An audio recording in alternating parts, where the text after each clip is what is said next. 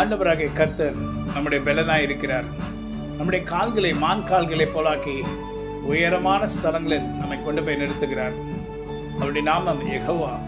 அவர் நம்மை கண்டெடுத்தார், நம்மை தெரிந்து கொண்டார், நம்மை ஆசீர்வதிப்பார். அவருக்கு பின்பாக போக துணிந்த நாம் பின்னோக்கி பார்க்கவே கூடாது. ஆமென்.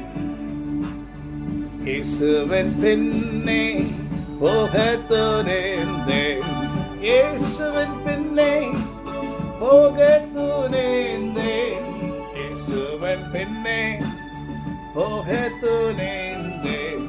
பின்னோக்கே நான், பின்னோக்கே நான், பின்னோக்கே நான், பின்னோக்கே நான்.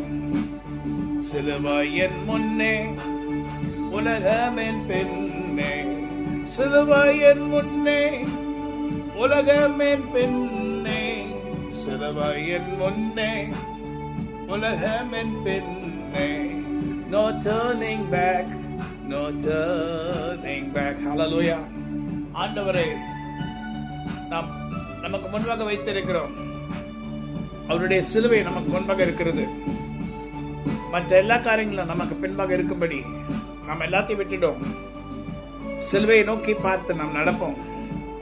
ஆண்டவரை பின்பற்றி அவருடைய வழியில நடக்கும்படி தீர்மானித்திருக்கிற நாம் அவரை நோக்கி பார்த்து நடப்போமானால் நமக்கு எந்த தீங்கும் வராது. நாம் அவரை பார்க்காமல் உலகத்தை பார்ப்போமானால் பயம் நம்ம இருதயத்தில் வரும். ஏன் பயப்படணும்? ஏன்னா உலகத்தை பார்த்தா தான் நமக்கு பயம் வரும்.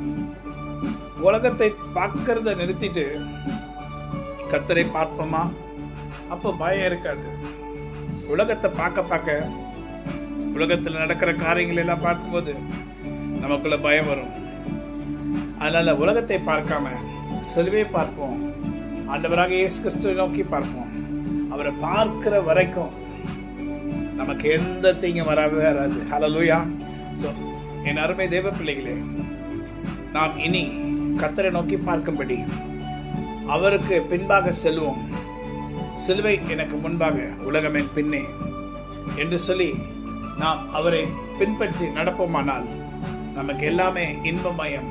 எல்லாவற்றையும் நமக்கு இன்பமாக மாற்றுவார். துன்பமெல்லாம் இன்பமாய் மாற்றுகிற நம்முடைய ஆண்டவராகிய கர்த்தர். ஆமென்.